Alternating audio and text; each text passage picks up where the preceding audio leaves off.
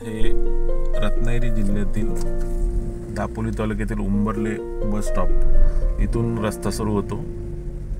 उंबरले नवीन सापडलेली जी कातळ शिल्प आहेत उंबरलेमध्ये, तो हा रूट आहे. आपण निघालो आता या कातळ शिल्पाकडे बाय रोड. आपण आता उंबरलेकडून दापोलीकडे हा जाणारा रस्ता आहे. 1 किलोमीटरच्या अंतरावर इकडून जाताना उजव्या हाताला कच्चा रस्ता लागतो खोपवाडी म्हणून. उंबरले मधलीच खोपवाडी म्हणून एक रस्ता लागतो.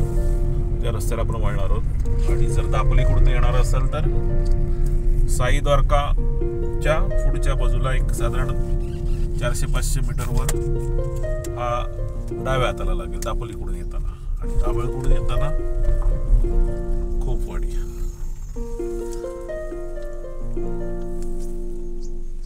खोपवाडी रस्ता. या रस्त्याने आपण आतमध्ये जातोय. आजूबाजूला काजूची लागवड, रोड आहे थोडा.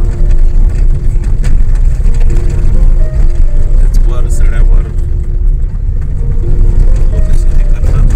कलिंगड लागवड, झेंडूची लागवड केलेली आहे.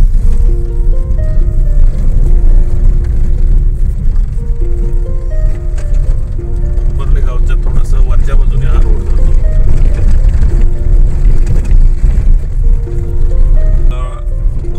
डाव्या हाताला फाटा लागतो. तिकडे चिरेखाण आहे, जांभा दगडाची चिरेखाण आहे. सरळ जातो तो खोपवाडी जातो आणि डाव्या हाताला जातो तो आपण कातळ शिल्पाकडे निघालो आता.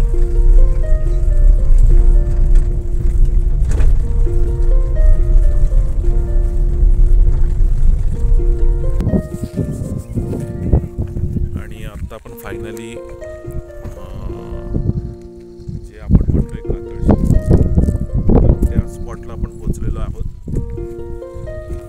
एक विशिष्ट प्रकारचा प्राणी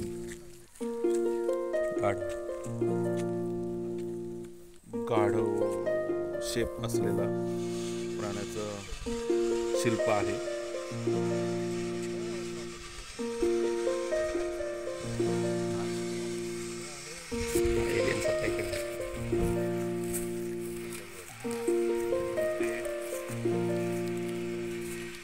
माणसाचं शिल्प आहे. आणि वर एलियन शेप त्याचं डोकं आहे, वर अँटिना आहे.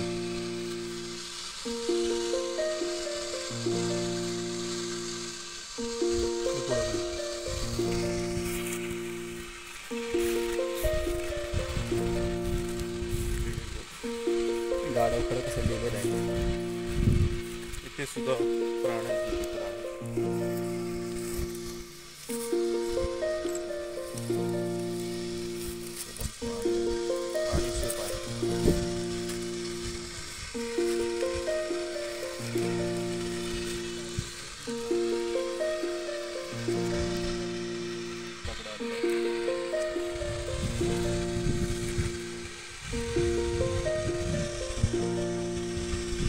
प्लस चिरेखाण सुद्धा आहे.